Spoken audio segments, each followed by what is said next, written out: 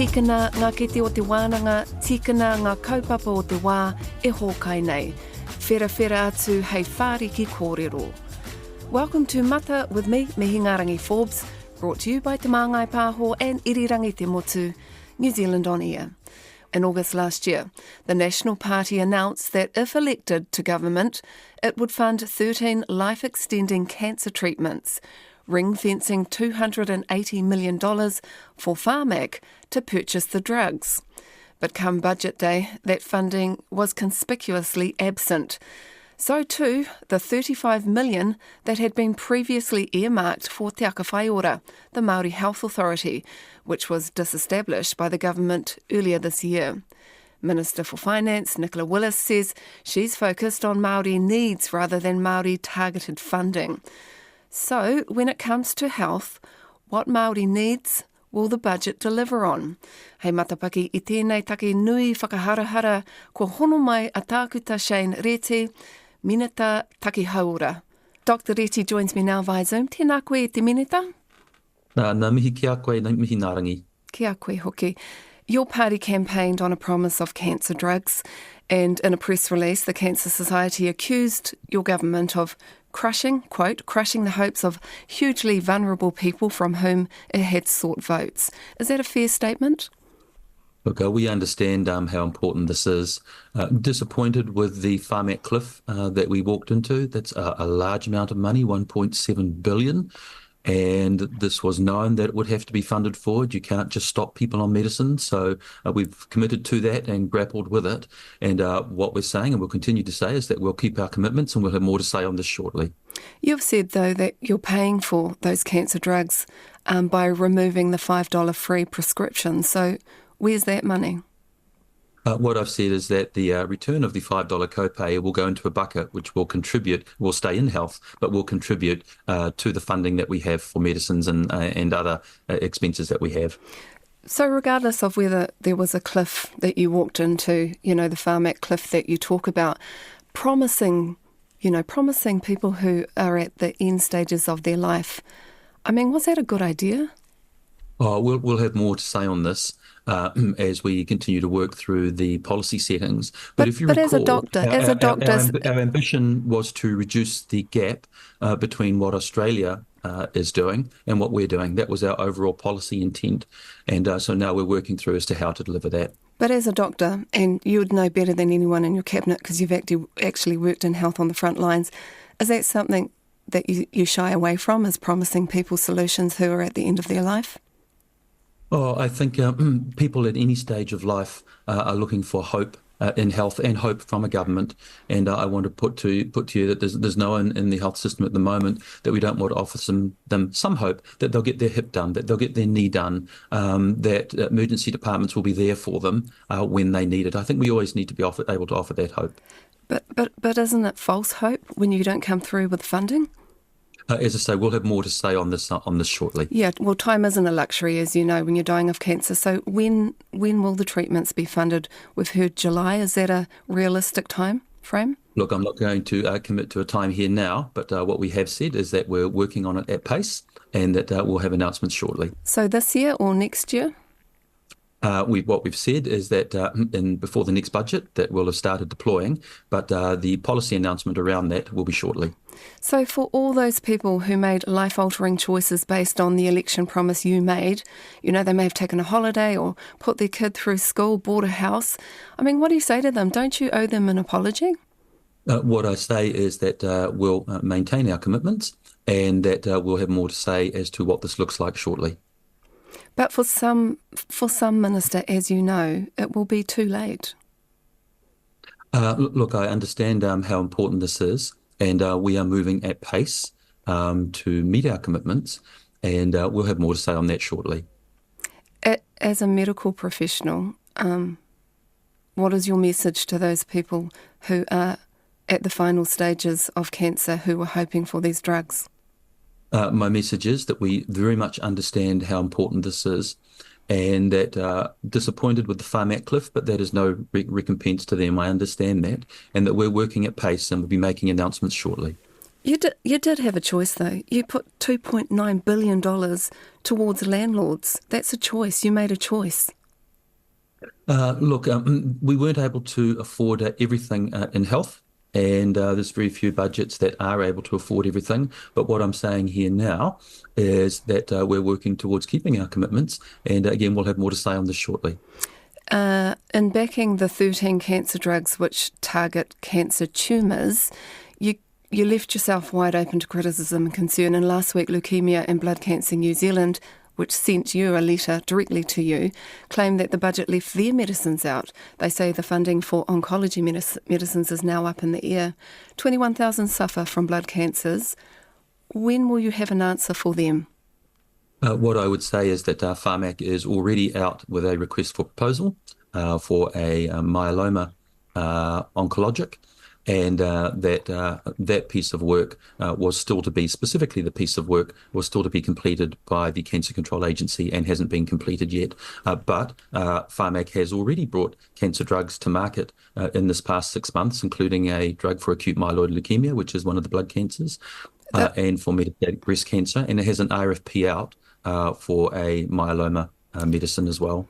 You talk about that piece of work not being done yet by the Cancer Control Agency, which is effectively you, because they report directly to you. Are you asking them to work quicker?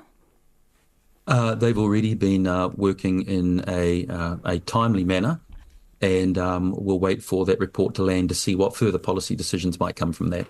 I'm glad you talked about disparities earlier on, the disparities between Aotearoa and Australia, because I want to talk to you about the disparities between Pākehā and Māori. More than 20% of those currently waiting on the 13 cancer drugs are Māori. You know the disparity between Māori and Pākehā in cancer survival stats, right?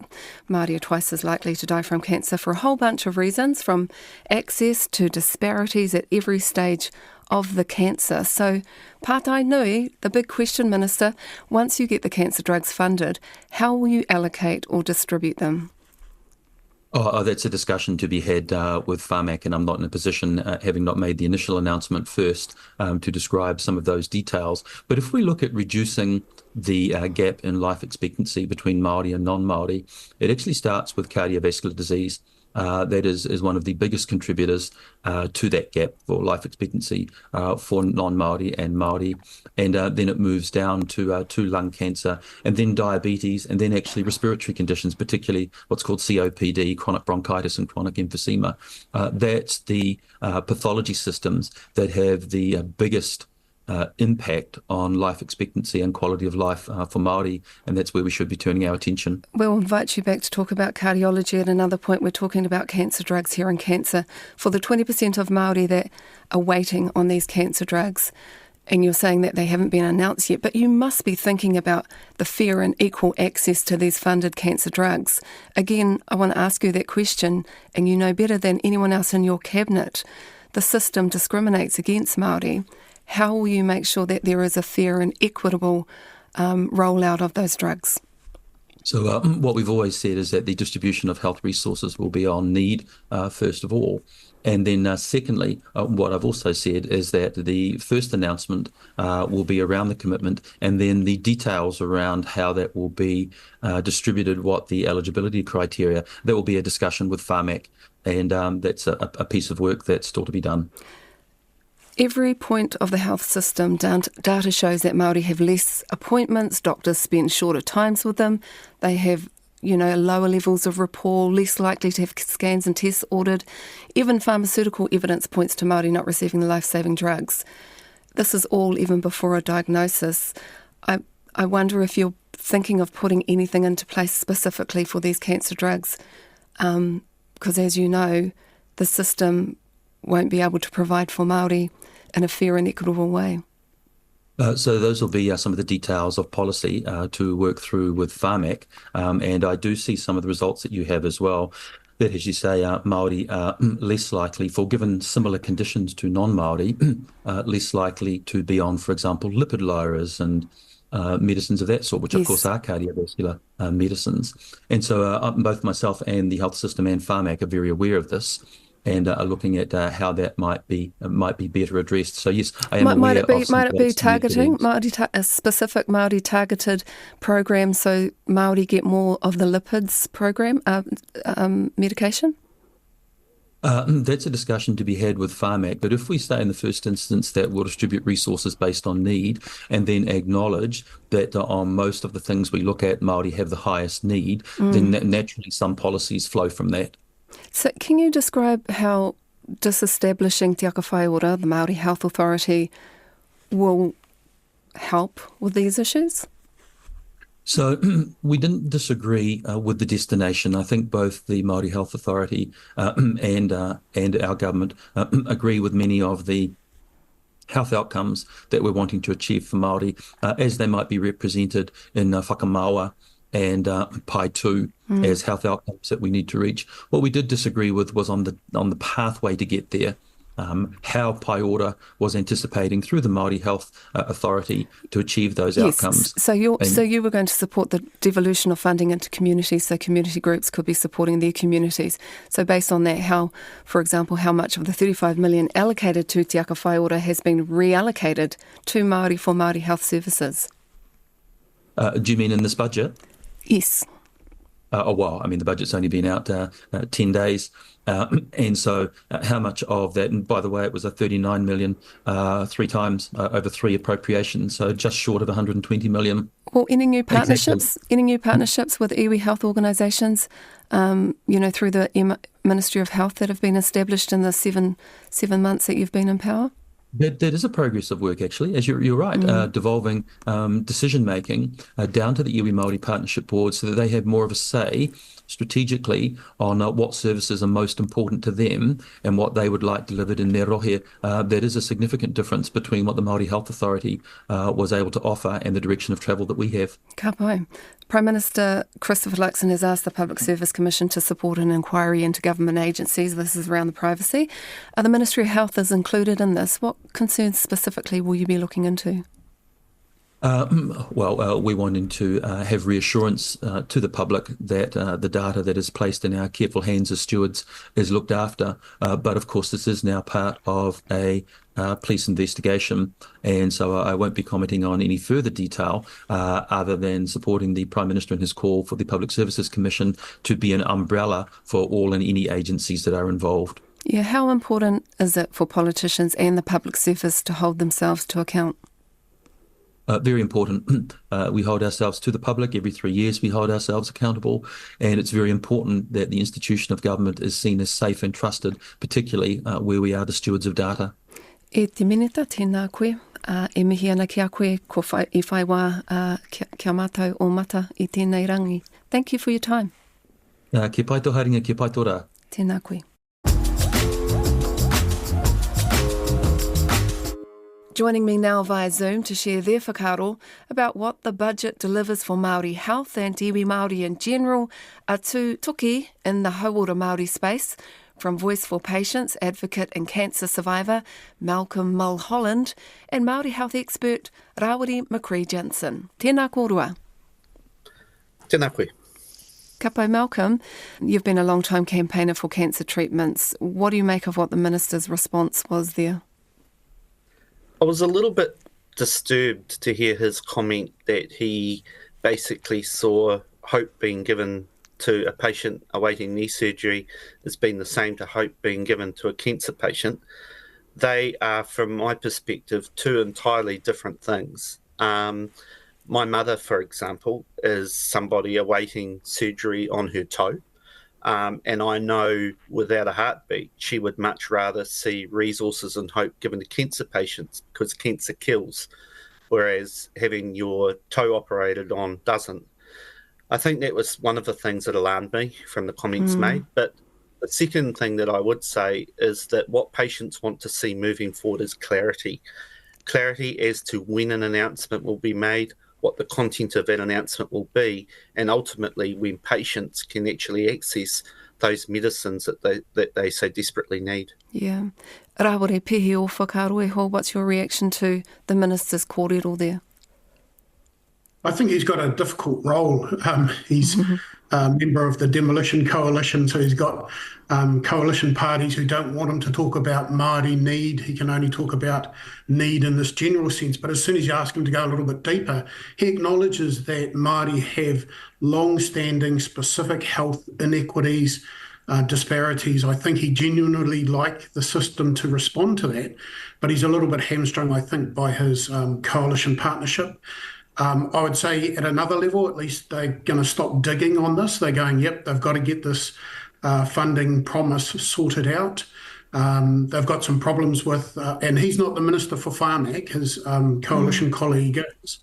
And they've got to stop doing this gangster funding thing of going, here's a big brown envelope full of cash for the next 4 years. We need a much better system than that. I think he's expressed some real strong endorsement of Whāmek in general, but I think we all agree that Whāmek can do a much better job and needs to be better funded. So there's some real policy work that needs to be done, and I think they're sort of hamstrung by being stuck in the space of being political slogans. The slogan got them elected, but actually a slogan isn't policy, and they've got some real policy work that they need to get done, I think. Malcolm, cancer sufferers have responded in recent days to what they call a broken promise. There are 1,000 people, you say, waiting for the 13 promised cancer drugs. What are you hearing from them? There's a mixture of emotions, from being sad and distraught to being angry. They can't quite believe that we're at this point now where National have clearly made a promise and now are unable to deliver on that. They're kind of asking themselves the question, so what happened in the, say, almost year since the announcement was made? Why was it not thought through as to how the policy would be implemented? Why did they not know, for example, they couldn't direct Whāmek as to what drugs they can and cannot fund? So these are some of the big unanswered questions that I think deserve answers, because as politicians, and Shane included, they should have known full well that this is how Whāmek operates. You talk about them, choosing the specific cancer drugs, and Rawiri just mentioned that Whāmek's got work to do. But Malcolm, in your experience dealing with people who are at end of life or last stages, I mean, how sensible is it for politicians to be making the decisions around which drugs the taxpayer pays for? Yeah, well, it's not, but I could understand why they did it. And I say that because Whāmek for a very long time has been underfunded. So what that essentially means is that politicians are put in the position of having to choose winners and losers, because Whāmek is underfunded. So they are, if you like, saying to Whāmek, this is how we think you guys should be spending your money, and this is what's happened here. If Whāmek wasn't underfunded, they wouldn't be in that position. So to me, this is just an outcome of systemic underfunding that has happened now for the best part of easily over a decade. Rawiri, you mentioned earlier that the minister's in a tough place because, he's actually a medical doctor.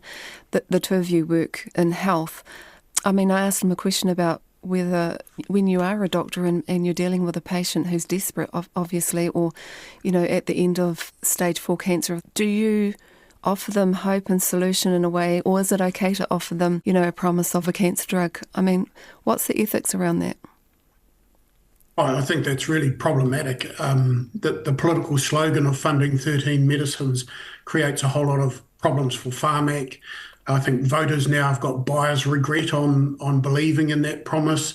I think it would be much better if we did a really dedicated, deliberate and consistent approach in terms of fixing Whāmek.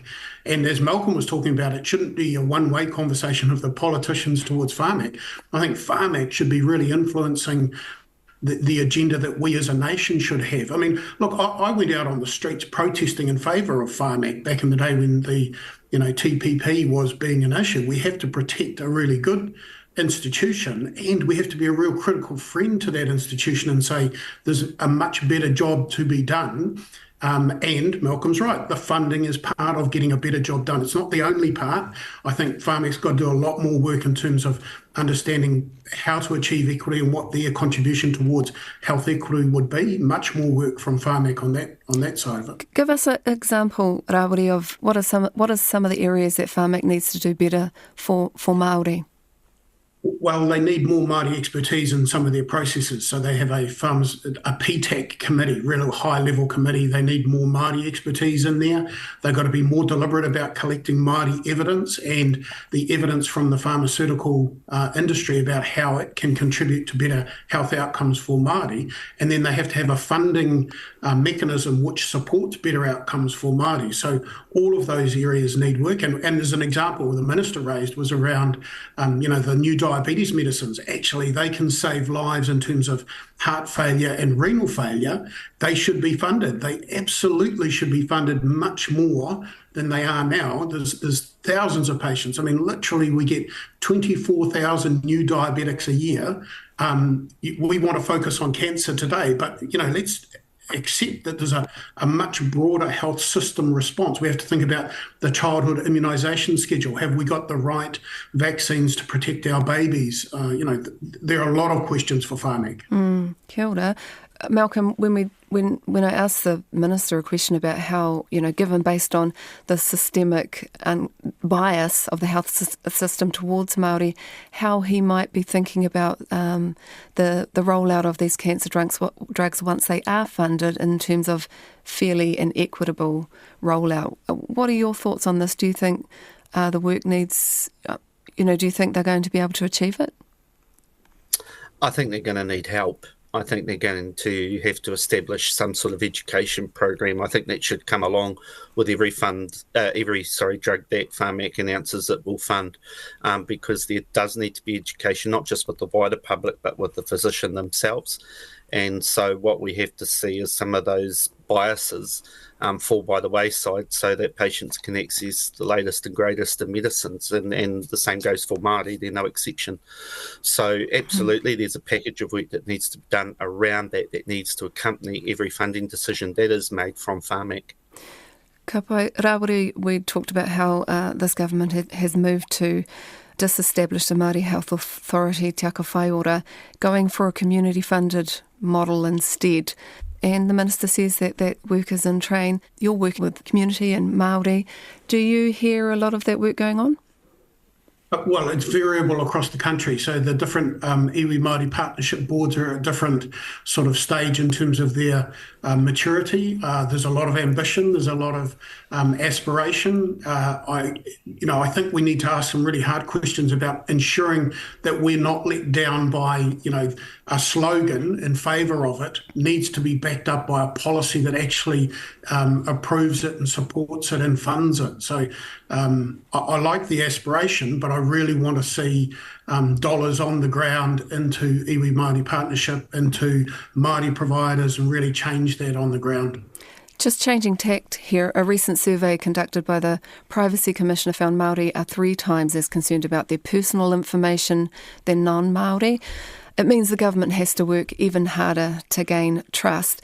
Well, based on the back of the inquiry now by the Public Service Commission into some government agencies around the privacy, do you have concerns, Malcolm, about what's going on here? I think we need to get to the bottom of it so that all parties are assured when they are giving their information that it is protected to the utmost level possible. We all know that data sovereignty is a big issue for our people. And I think this falls into that type of category, ensuring that when you give that information over, that it is under lock and key, that it is used for the purposes for which you initially gave it. And so I think having an inquiry into it to hopefully get to the bottom of the matter is a good move. Rawiri, could Māori health organisations and iwi be actually having these conversations now with the idea that the devolution of funding is going into communities, and following the funding will also be privacy of local Māori patients and things? Is this a conversation we need to have? Yeah, and I think Māori are in the front of those conversations about data sovereignty in Aotearoa actually has been led by conversations about Māori data sovereignty. Our interests in our data are really important. I think, yes, that's a great area for iwi Māori partnership boards and iwi to be talking with health providers, including Māori health providers, and I think those conversations have started.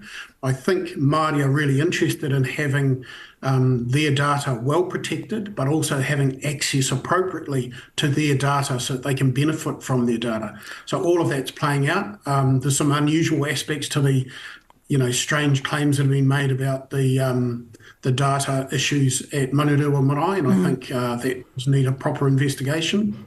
And there's a police investigation into complaints there.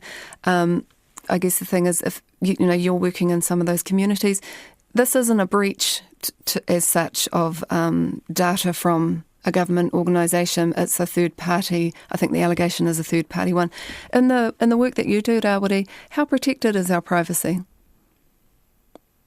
In health providers, we're really good, I think, at making sure that the right consents are in place, that we're collecting the data, that we're using the data for the purpose that it's shared. I think we could do a better job in using the data effectively to get better outcomes for patients, for whānau and for communities. So we should keep building on that capacity to do it. And occasionally there are breaches, and when they happen, I think we've got to be really transparent about that. And, so I've seen that too, where, district health boards, for instance, have been pretty upfront about the breaches. And that really helps them to be much more focused on achieving appropriate data security. Yeah, so we're really interested in it, and I think we've got more to do in terms of making sure we use the data appropriately. And just finally, Malcolm, even in advocacy work, you're holding on to bits of people's privacy. It's probably a consideration for your rōpū too. Yeah, absolutely it is, and we're very particular when it comes to privacy issues. We ensure that we have conversations throughout with patients, especially if we're sharing these stories with the media, that they're fully informed every step of the way, and if there's anything they're uncomfortable about, then we take on their concerns and act, hopefully, appropriately. Tēnā kōrua, thank you for your time. Kia ora. Kia taringa ariari tonu tātou ki ngā take nui o te wā e whakairo nei I te āhua o tō tātou whenua. Ka nui te mihi ki te Māngai Pāho me irirangi te motu, nā rāua tēnei hōtaka I taunaki. We'll be back in a fortnight, no horo mai.